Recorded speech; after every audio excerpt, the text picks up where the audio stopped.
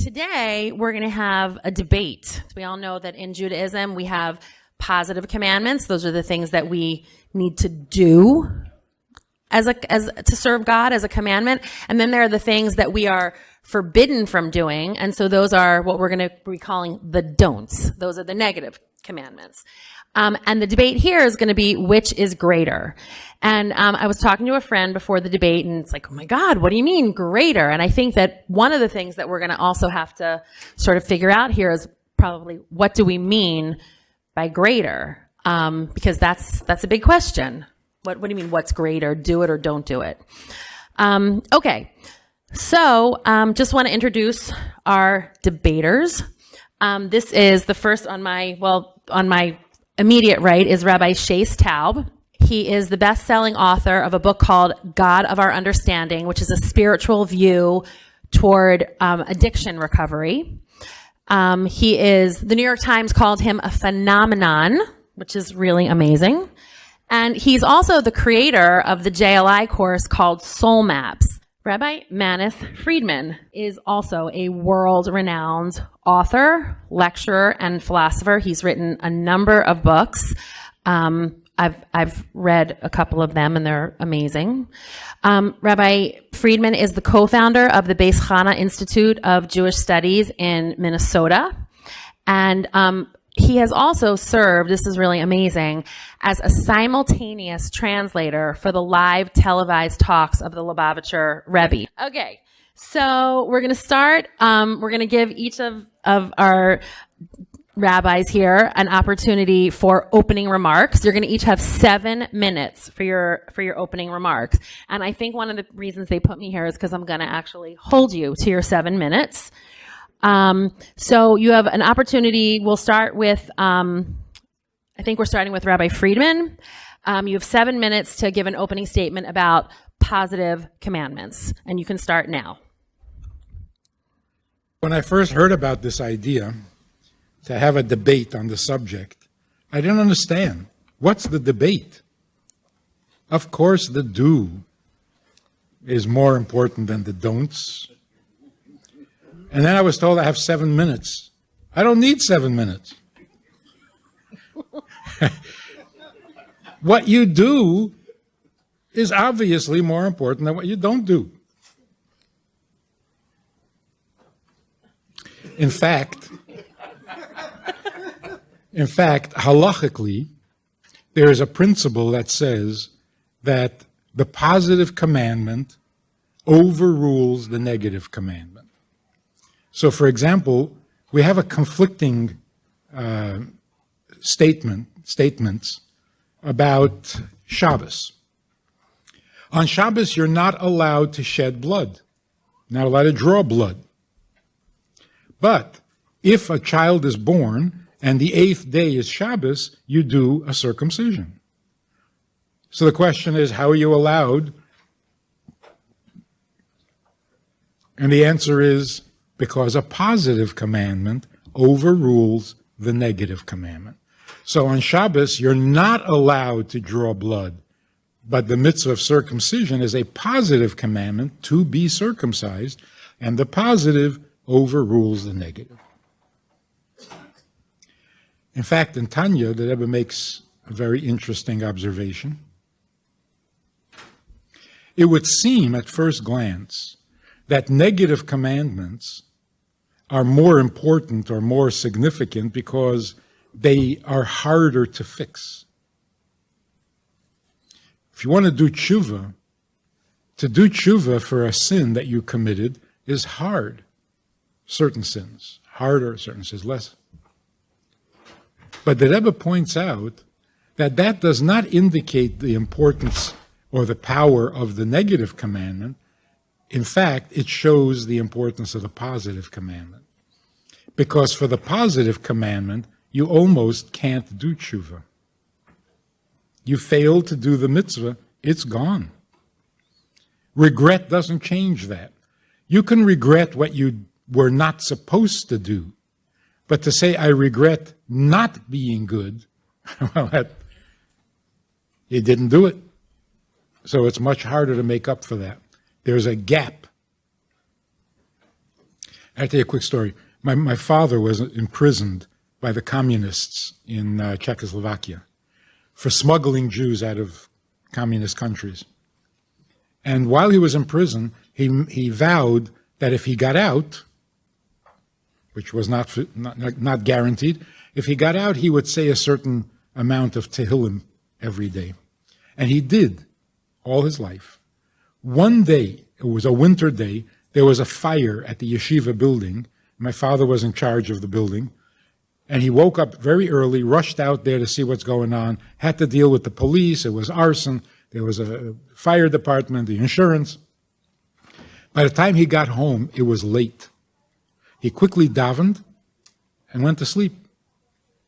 He didn't say the Tehillim that day for the first time in many years. Anyway, he had written to the Rebbe about buying a house in Crown Heights. That night, he got an answer from the Rebbe with a blessing to buy the house. And at the bottom of the page, the Rebbe wrote, Tehillim, ? Oh my gosh. It seems that the Tehillim that he hadn't said that day left a blank space, someplace in heaven, where it was supposed to be, and the Rebbe felt it. Where is your Tehillim? So it is rather obvious that the positive mitzvah, which is motivated by love, motivated by kindness, is much more significant than the don'ts, the things you're not supposed to do because they're not so good and they're not holy and they're not what God wants. And I will be amazed to hear what Rabbi Taub has to say. How can you argue with this? I rest my case. Okay. Rabbi Taub, before you start, I want to just reset my clock. So that was under 5 minutes, actually. Just for what it's just, people are trying to have a sense of time. Are there rollover minutes, like with cell phone plan? Well, we'll see at the end. No, you don't get the rollover minutes. Okay, so we're gonna right. It's a family plan. Okay, so now we're gonna give Rabbi Taub up to 7 minutes to make his case for the don'ts. Oh, thanks, awesome. Now you guys can see your time too. It's up there. Thank you. All right. I'll do this so I don't have to lean forward. Okay, perfect. First of all, I agree with everything that Rabbi Friedman just said. I usually agree with everything Rabbi Friedman says. What kind of debate is this?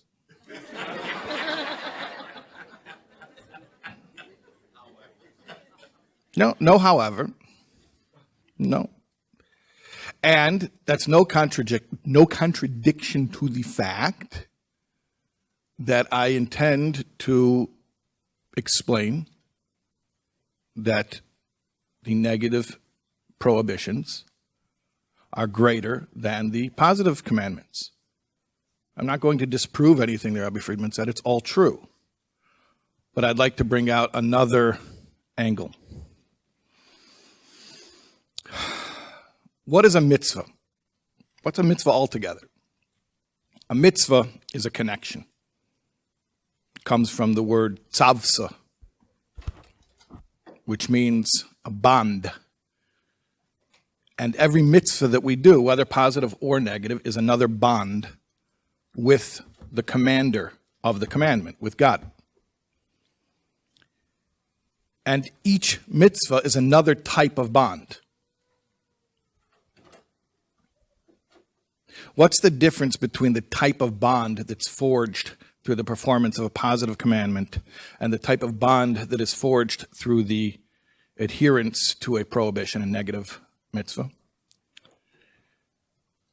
We have to understand that there are levels. There are levels of mitzvahs.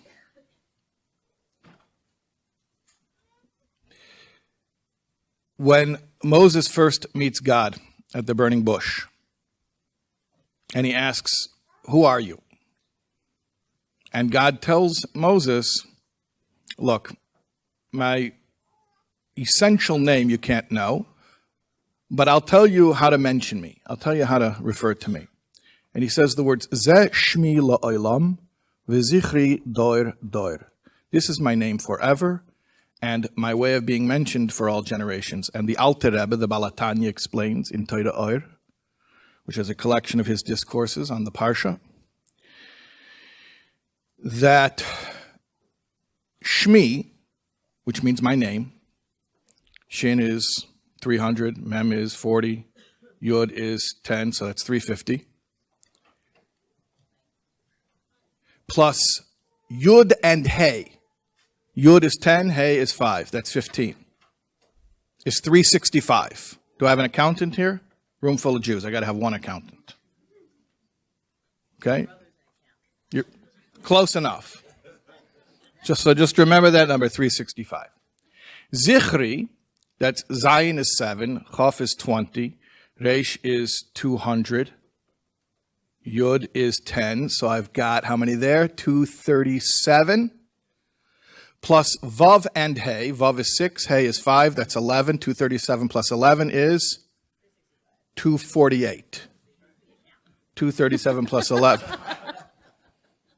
237 plus 11 is 248. What does the Alter Rebbe say? If you imagine the four-letter name of God vertically as a map of reality, so to speak, you have Yud and Hey and Vav and Hey. You have the higher two letters are Yud and Hey. The lower two letters are Vav and Hey. Shmi plus Yud Hey is 365. Zichri plus Vav and Hey is 248. What does it show you? That the 365 is up here, the 248 is down there. What is 365 and 248? 365 prohibitions, 248 positive commandments. The negatives are higher than the positives. Okay, so I just told you a lot of gematria and numbers. Okay, but how do you explain this? Let's bring this down to earth. Every mitzvah is a connection, but there are different levels of connection.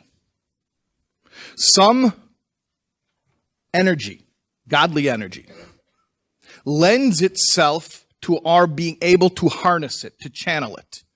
And it expresses itself in a mitzvah that you can do, that you can pick up in your hand. You can pick up the lulav and the esrog, and you can hold them in your hands.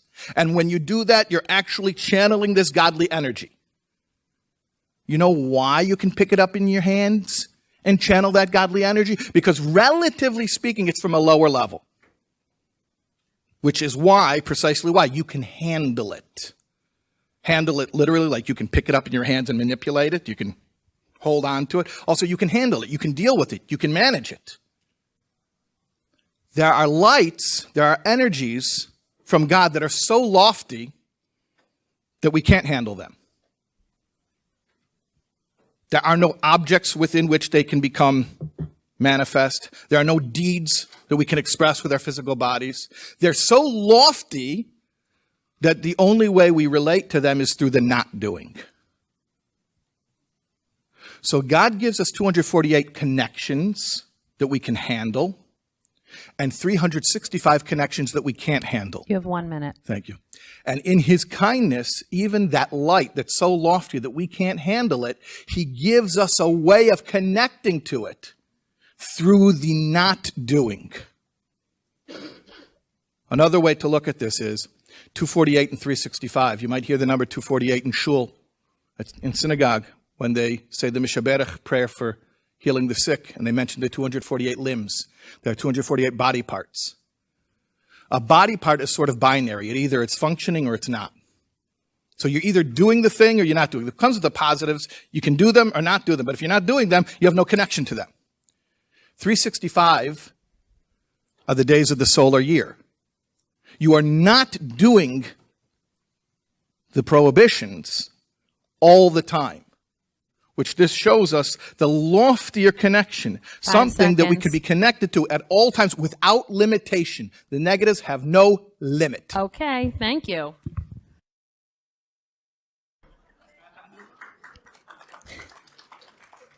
Okay, so now we're going to have a question to the do side.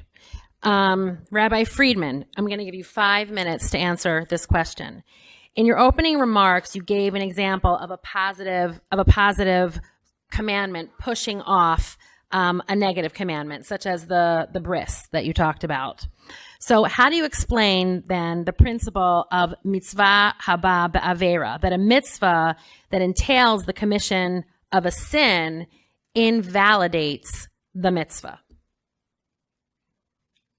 For example,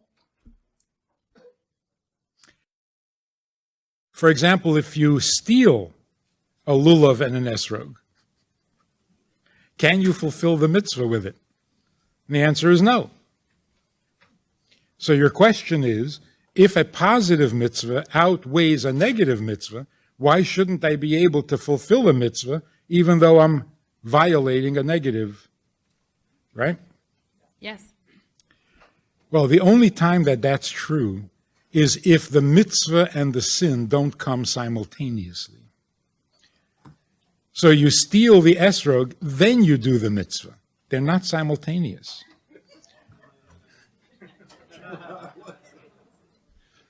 Or you steal the sukkah. Then you sit in it and fulfill a mitzvah. See, there, the positive does not negate or cancel the negative because they're not in conflict. They're two separate activities. So you can actually do both. Which means you can do the mitzvah without stealing it. So why should it cancel? But when they're in conflict, and it's got to be one or the other, then the positive mitzvah outweighs the negative mitzvah. But where you can do both, then do both.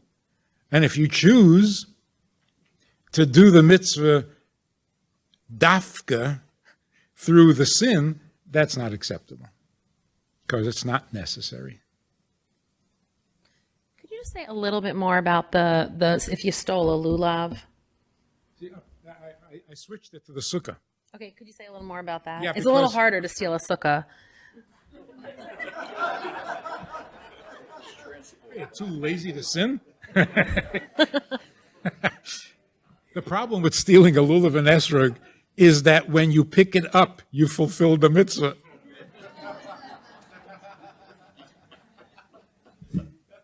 Because that's it. That mitzvah is to pick it up. So as you're stealing it, you're fulfilling the mitzvah. But the sukkah is really, you steal the sukkah, you're not fulfilling anything. You put it up and then you sit in it, then you're fulfilling the mitzvah. So they really come in separate activities, separate times, and so on. So I still insist that the positive mitzvah is more important, and the fact that you can't do a positive mitzvah through a sin is only because the sin was not necessary. If you're going to do a mitzvah, do it kosher. Why does it have to come through a sin? Complete? Okay. All right. So now we're going to give Rabbi Taub a question. Oh, Follow up to your question? sure. Okay. I'm making up that rule. You can. Okay. It's not a new question. It's a follow up to the question. So you asked the question about a mitzvah that entails the commission of a sin. Rabbi Taub, we're going to do this in 2 minutes, though. Okay. Yeah. Okay. Fine. No, my question takes 10 seconds. Okay. How come we don't sound the shofar or shake the lulav and esrog if the holidays fall on Shabbos? The answer is going to take more than a minute. Sorry. 2 minutes. Oh, 2 minutes? 2 minutes. Okay. 2 minutes. Now you're getting your rollover time. Okay. The rabbis decreed that when Rosh Hashanah comes out on Shabbos, we should not blow the shofar. Why? Because some people don't know how to blow the shofar, and they will take the shofar to their teacher's house to ask for instruction. And they will carry the shofar on Shabbos when you're not allowed to carry. So, to prevent that from possibly happening, we don't blow shofar on Rosh Hashanah when it's on Shabbos. And the question is, if the positive mitzvah is so much more important than the negative, why don't we blow the shofar? And if somebody violates the negative, if... That's precisely my question. Yep, thank you.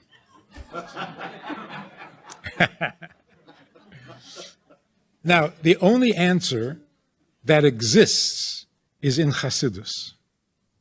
Chassidus says that on Shabbos, you don't need to blow shofar because what the shofar accomplishes is accomplished by the Shabbos itself. Therefore, there is no obligation really to blow the shofar, so that if you did blow the shofar, it is very likely to end up causing somebody to sin because the holiness of it is lacking.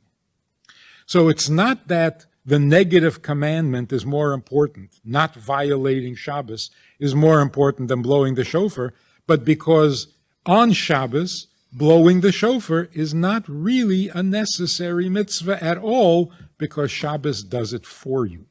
Okay, thank you. Okay, Rabbi Tab, we're going to go to your question now, okay? So this is to the negative side, 5 minutes to answer. If someone is beginning to keep mitzvahs, would you encourage them to begin with the positive commandments or the negative commandments? Okay, I see why this is sort of a gotcha question. Because I have gone up to strangers on street corners hundreds, maybe thousands of times and asked them to do a mitzvah like putting on tefillin. And I don't think I've ever asked a stranger to stop sinning. So, yeah, very, very good question. Great question. I give up. No. You are not allowed to give up. King David writes in the Psalms, Sur me'ro v'asei toiv, turn away from evil and do good. So there is such a concept as beginning with making sure you're refraining from evil and then focusing on being proactive. There is such a concept. Nevertheless, you ask a good question. If I'm going to go to a stranger and I'm going to start to get them involved in mitzvahs, how am I going to open? And it's true. I absolutely. And there's a reason for this. There's a concept of mitzvah geredes mitzvah, that one mitzvah brings another mitzvah. And that's talking about positive mitzvahs, talking about building momentum. And there's no question that when you talk about the impression that it makes on a person, not doing doesn't make an impression on a person. They don't even feel that they're not doing. They're not even necessarily cognizant of it. So when they do something and they sort of change up their routine, it makes a big impression on the person. But that's precisely the point. The reason that we approach people with positive mitzvahs at first is because it makes an impression. Subjectively, it's more powerful. But objectively, what I said in my opening remarks still stands, that there's a deeper connection to God, meaning a loftier energy that is entailed in the adherence to the prohibitions. And in fact, I'll even add, it talks about in Pirkei Avos that the first 10 generations were sinners between Adam and Noah. And then between Noah and Abraham, again, there were sinners, another 10 generations. And then Abraham came and he took all of their reward.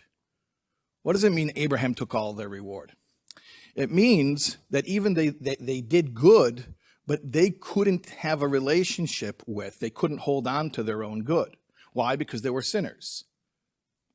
So objectively speaking, somebody who's still doing things that he's not supposed to be doing, even though we would definitely encourage him to start doing good because it's a good way of jump-starting the person and getting them on a roll, on a positive trend, that's subjective.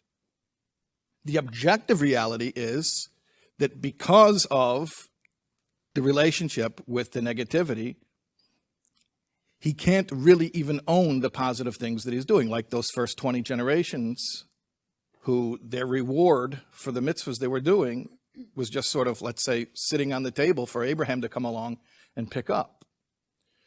So in one sentence, to answer your question, yes, we will always approach people to begin with something positive because it makes an impression and it gets the ball rolling.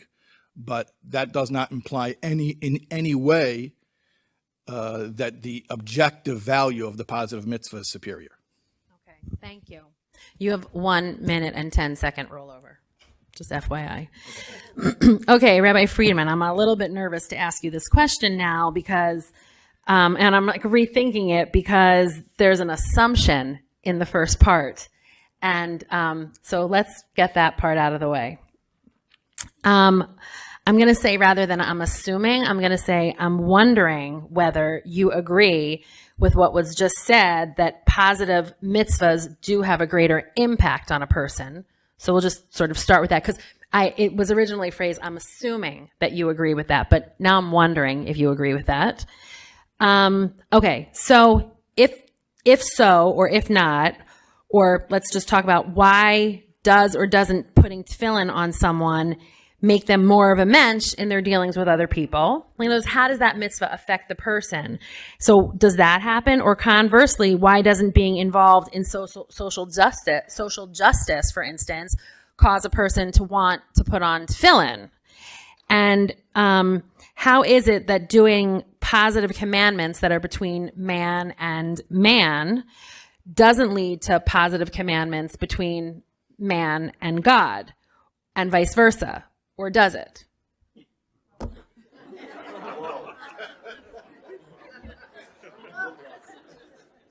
What? Now, I know you know what I just said. I know you know. Yeah. Your time starts now. I think it proves the point. When you do something positive for someone in a relationship, it brings you closer, which means, like Rabbi Taub said, you'll do another mitzvah. It'll bring another mitzvah. Why then do we see that people separate the mitzvahs between man and God from the mitzvahs between man and man?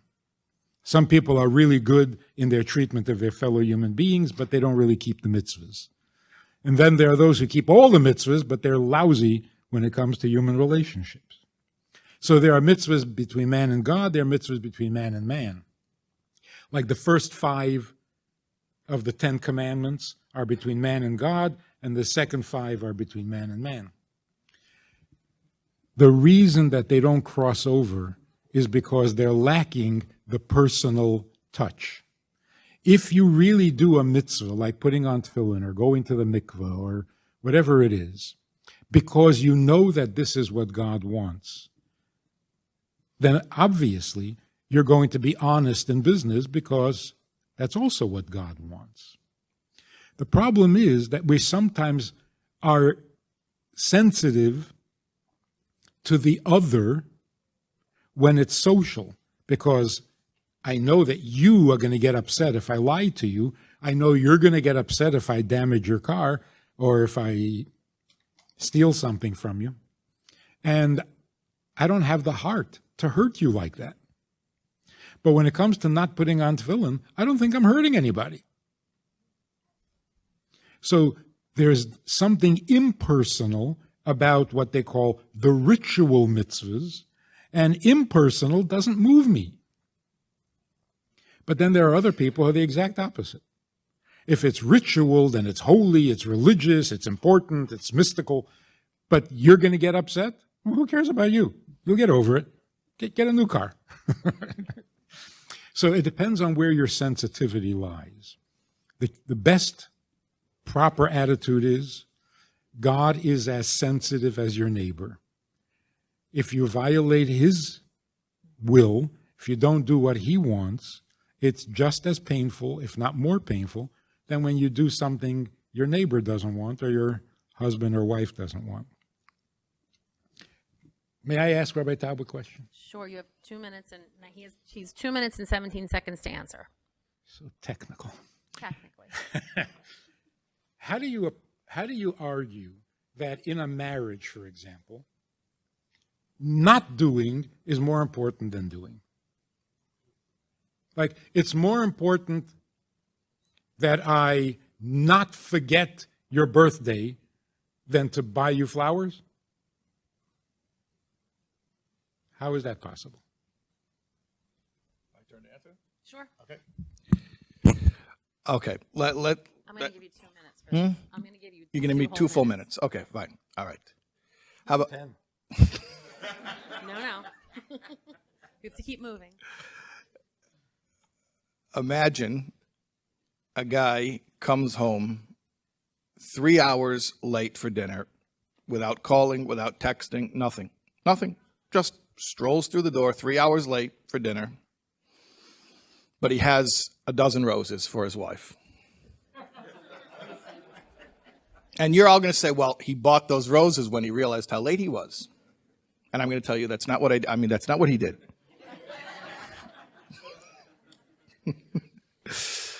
He bought the roses at lunchtime. He saw some guy selling them on the street corner, and he actually got the pink roses because that's his wife's favorite color, roses. He bought the pink roses, and he had them on his desk all afternoon. He was looking forward to bringing them home to her. And but then something happened at 5 o'clock. He got a call. Somebody needed his attention, whatever it was, and he forgot. And an hour went by, 2 hours went by, 3 hours went by, and he was doing other stuff. And a few hours after he was supposed to leave, he grabbed the roses and he went home. When he walks through the door, why doesn't the wife feel loved? Is it that she's just being difficult? She doesn't feel loved because, Rabbi Friedman was talking about when you do a mitzvah, making it about the sensitivity to the other. Well, here's the deal. Maybe you're bringing home roses because you like bringing roses. Maybe you just like being romantic. Maybe that's your thing. You're enjoying it. In fact, it seems to be that that's what that husband's doing. Clearly, he's not doing it for his wife. It's not about her, because if it were about her, if he were sensitive to her, he would have thought about her during the 3 hours when he was not even calling or even texting to let her know he's going to be late for dinner. So where do we see the real sensitivity to the other? Not just in the love, because you can do and do and do, and just because it's an expression of what you like. When do you see real deferment and reverence and respect for the other is when you're sensitive to what would hurt them. My time's up. Your time's up. Would you like to respond for a minute, Rabbi Friedman? I'm impressed. Okay. I didn't think you could do it. Okay. Rabbi Taub, ready? Okay. 5 minutes. You explained earlier how the negative commandments bring a lofty energy into the world, okay? And you distinguish between this effect on the world and the effect on the person who does the mitzvah. So what effect, so to speak, on God? What about the effect on God? Which Rabbi Friedman talked about a little bit. But what about the effect on God? Are you saying that we don't do this, that what we don't do for God is as great as what we do for God? Greater, yeah, greater. Okay. Do you want to say a little bit about that, or you don't? Yeah, Yeah, sure. Okay. Yeah. Okay. So, but I would just change the wording of the question. You asked, would you say what we don't do for God is as great as what we do for God? Yeah. And I would just change it slightly. It's not about what you do for God and what you don't do for God. It's what we do for Him and what we don't do because of Him. Mm-hmm. And Rabbi Friedman asked me, about a marriage. Think about it like this: where is the greater connection? What we do for our spouse, or what we don't do because of them? A person can be loving and giving and generous and magnanimous and have no limits, no boundaries. It's like the boy asked the girl, "Do you love me?" She said, "I love everybody, including you." So giving without self-containment, without boundaries, is not intimate. In fact, and the question was the effect on God,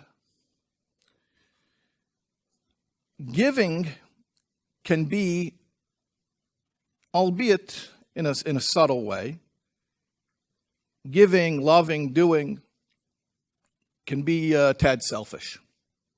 Because when I'm doing for you, it's about me. I'm doing it. And I get noticed for it. I get validation for it. Here, I did something sweet. I did something kind. Ta-da! What do the judges say? It can almost be a tinge of a performance. But when I'm not doing, when I'm containing myself, then it's truly humble. First of all, I'm placing limits upon myself. I'm not expressing myself. I'm to the contrary, I'm giving you room. I'm making space. I make myself smaller so you have greater space to express yourself. Second of all, there's no aspect of validation seeking.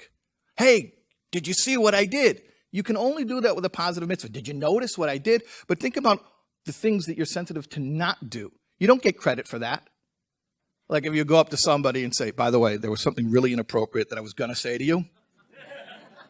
But listen, I have too much respect. I held myself in. I didn't do it. Kind of defeats the point. Then you basically said it, but you hinted it, which makes them even crazier. No, to really hold back and to contain yourself means you don't even get noticed for it, which is really humble. You don't even get noticed. Nobody even knows that you did it because you didn't do it. It was something that you didn't do. And no one will even know what you could have done. So, you talk about the connection to God. It's just like in a marriage. That the real commitment, the real devotion is when we can be humble enough to make space for him, to say to him, I will allow you to inconvenience me. Think about the opposite. I'm not trying to reduce Rabbi Friedman's argument to an absurdity, but I will. But I will. I'll just take your argument and bring it to an extreme. I'll bring it to an extreme. If positive is truly more important than negative, that means I can do whatever I want. I have no limits. Whatever I like, I can do it. If I want to do it, I indulge. Even if you don't like it, even if you told me you don't like it, even if you find it disrespectful, as long as I'm mindful to do the things that you like. That sounds intimate. How about this? Why don't we start with contain yourself. Don't do the things that hurt me. And then in that environment of safe boundaries, where I know that you won't violate me, you won't do what I don't want you to do, you won't go where I don't want you to go, in that environment of safety, then yeah, I feel open and vulnerable enough to accept the things that you do for me. Thank you. Okay. All right. Oh, by the way, let me add one more thing. Rabbi Friedman mentioned the two tablets between man and between man and God. I wanted to remember to mention this. You want to talk about another aspect of the two tablets. I mentioned before there's 365 prohibitions, 248 positive commandments. But I'm just going to stop you for 1 second, okay? Let me just stop you for 1 second, okay? And what I'm going to say is I'm going to now give you each 3 minutes to sum up, okay? I'm going to give you each like 3 minutes to, we're out of questions. I'll give you each 3 minutes. So what you're going to say now, I think you can say in your summation, okay? And you can start now. You, Rabbi Tal, can start now. So there are 613 mitzvahs, 365 prohibitions, 248 positive commandments. We know that in Torah everything is exact, nothing is random. So the fact that there is a quantitative superiority, an abundance of negative mitzvahs, prohibitions, 365 as compared to 248, that also implies a qualitative superiority. And then when you look at the Ten Commandments, I was about to mention the Ten Commandments, how many of the 10 start with lo, thou shalt not? You go count it. 7 out of 10. So the bulk of our relationship is about what we don't do. And it's precisely for the reason that I was mentioning before. You know, I'll tell a quick story. See, I'm watching the clock there. One time I was at a shul. I won't say where it was, but it was somewhere in the world. And it wasn't in the space station. I don't want to say where it was, but I was about to go up and give the sermon after the Torah reading, and the whole place emptied out. There was no one there. And I said to the rabbi, what's going on? And he said, it's the Kiddush Club. And I said, Kiddush Club? I said, I thought Kiddush Club was like a club. It's like a few guys, if you don't know what it is, a few guys after the Torah reading, they go to the broom closet and they make Kiddush on vodka, and, you know, they're being rebellious. Instead of the sermon. Yeah, instead of the sermon, right. And then, right. So it's like the adult version of smoking in the boys' room. Okay. So, at any rate, I said, the whole shul is empty. He says, I couldn't fight it anymore. It's official. The whole thing, Kiddush Club, the whole shul goes out. They invited you for this? They invited me to come speak in such a setting. Yes, that's why I'm not saying, crazy. Right. Yes, that's why I'm not saying where it was. So they come back in, and I said, you know, I've been to a lot of shuls all over the world, and I've seen a Kiddush Club. I've seen many times a Kiddush Club. But you know what? I've never seen a Havdalah Club. Never saw it. And then I told them a story. There was an early Chabad rabbi. He was a rabbi in Bensonhurst back in the 1930s, and he was dealing with these immigrants, you know, American immigrants who were, you know, the first generation in America, and they were really, assimilation was a real issue. And he said something, he reflected on them. He said, you know, it's interesting, American Jews all know how to make Kiddush, but they don't know how to make Havdalah. And he meant it on two levels. I see my time's up right now. I'll take 15 more seconds, if that's okay. He meant it on two levels. One is literally, Friday night you make Kiddush, but by Saturday night, you know, everybody's been out doing whatever they've been doing, and Havdalah just kind of falls through the cracks. So they don't know how to make Havdalah. But he meant it on a deeper level as well. Kiddush is from the word kadosh, holy, pronouncing something holy. This is good. We can use this. We can incorporate this. Havdalah means separation. It means a boundary. They know how to include things. They don't know how to discriminate. They don't know how to say enough is enough. Stop. Up to here, we can't go any further. And I think that's really the essence of the positive and the negative commandments, is it's easy to say, I'll do for you. But it's a much deeper connection to say, I will contain myself. I will hold space for you. Thank you. Okay. Rabbi Friedman, I'm going to also give you 4 minutes because that's what Rabbi Taub actually had. If you want it. Well, first of all, I have a little suspicion that Rabbi Taub cheated. How so? I can't believe this. We're going to do a drug test after. I think he studied Hasidus. Because that's a pretty good argument there. But I want to ask one final question. If the main purpose or the primary purpose is not to sin, why did God create the world in the first place? If he didn't create the world, nobody would sin. He created the world because if you don't create the world, then you can't do a mitzvah. So it must be the positive mitzvah that motivated creation, not the avoidance of sin. That's my final argument. Okay. Okay. That don't work. Nothing's going to work. Do you want to take 1 or 2 questions from the audience before we? I like that look on your face. That makes me want to say, yeah, let's take a question from the audience. Do you want to take? I'm going to take 1 question and think about your question. Okay, like think about the question. I'm going to take 1 for the don'ts and 1 for the do's. Who has a don't question? Okay, this lady right here. Well, if you don't ask a question, it's even better. No. Okay, this lady here, 1 for the don'ts. So the question, I'll repeat it in the microphone, was I had mentioned that not doing is a lot humbler than doing because you get noticed for doing. And the question was, well, you could also anonymously do a positive commandment. You could, you know, like we know how to sin without getting caught. This is doing a mitzvah without getting caught. Right? You could do the mitzvah, nobody would know. It's up to Hashem. That's right. But here's the thing. Let's talk about it like this. It's true. I'll concede to that. And all I'll say is the tendency to be self-conscious, self-aware in a positive commandment, something you do, is a greater tendency than in the self-containment of adhering to a prohibition, where actually there's no tendency to be self-seeking there. It's all about deferring and making space for the other. But what I will say is this, that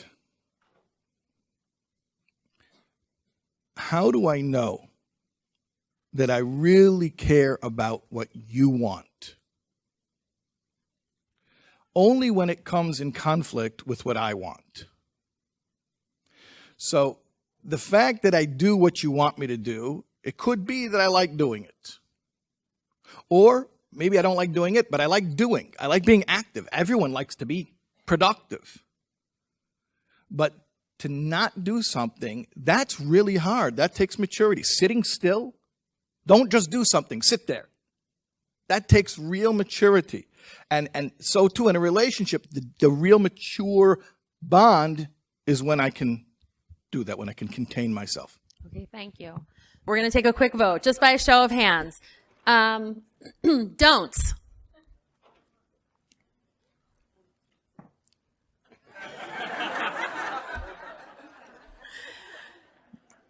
Really? There's my husband raising his hand on the don'ts. What? Like, what? You need to raise your hand again. Do's. I think the don'ts won from the do's and the don'ts. The don'ts won. Wait, I have one more. Both. Yeah, the audience won. That's right. Okay, so everyone, thank you so much for joining us for our debate. Oh, closing? You want to close? Oh, I'm sorry. I would have voted after your closing. I'm so sorry. I didn't realize you didn't. Go ahead. Please close. Please. Okay. Go. You go. Please. I want to. Where did he go? Oh. He left? He decided it was both, and he left. Oh. Drop the mic, walk off stage. Okay, here's really the ultimate conclusion.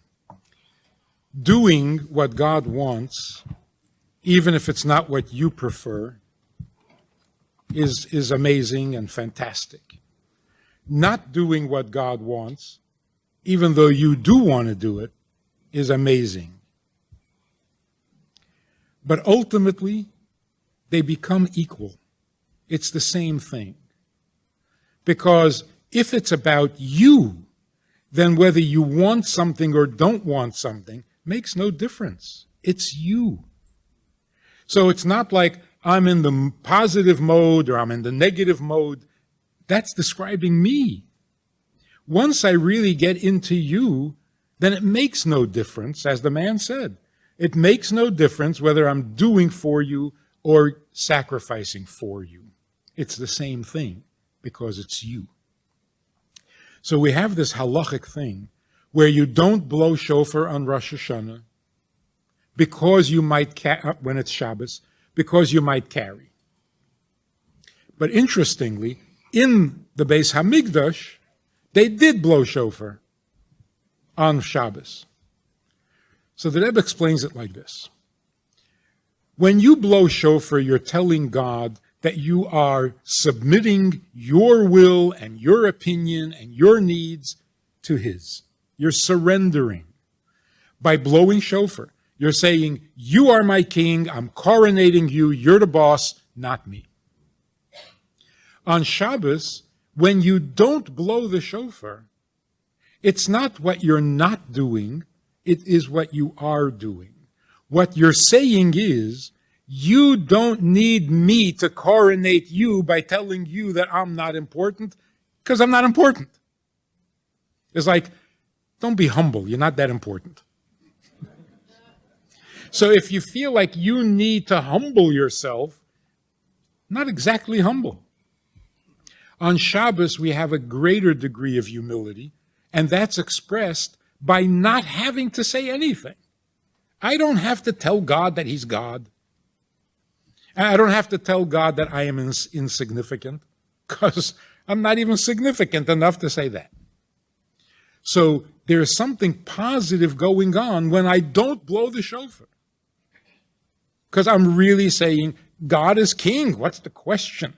Like, Jerusalem is the capital of Israel. What, did I just say something amazing? It just is, right? So then the question is, why do they blow the shofar in the Beis Hamikdash when it comes out on Shabbos? So there are three levels. One level is where I have to surrender to you. The other is, I don't have to surrender to you. It's all about you. So I don't have to. The third level is, it doesn't matter whether I do or don't. Whatever you prefer is fine with me. So if you want me to blow the shofar, I'll blow the shofar, not because I have to humble myself, but because you said so. And if you tell me not to, then I won't.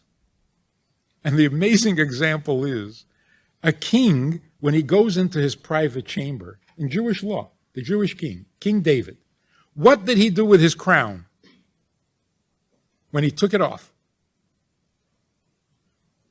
He was not allowed to put it on the head of one of his servants. He had to put it on a shelf. The reason is, if you put the crown on some servant, he starts to get ideas. Hey, like, maybe I'm something after all. You know? You put it on a shelf, the shelf gets no ideas. In the temple, people were so completely tuned into God, it was like they were a shelf. You want to put the crown on my head? Put it. I'm not going to have any ideas, because you're the king, you're the only king, and that's all there is. You don't want to put it on my head? Fine. You put it on my head, that's also good. So I don't even have to refrain from saying that I'm humble, because it's not about me at all. And that's when doing and not doing become exactly the same. So in the end, even not doing is doing. Because it's saying it's all about you. So humility doesn't mean I'm nothing. Humility means you're everything. Thank you so much.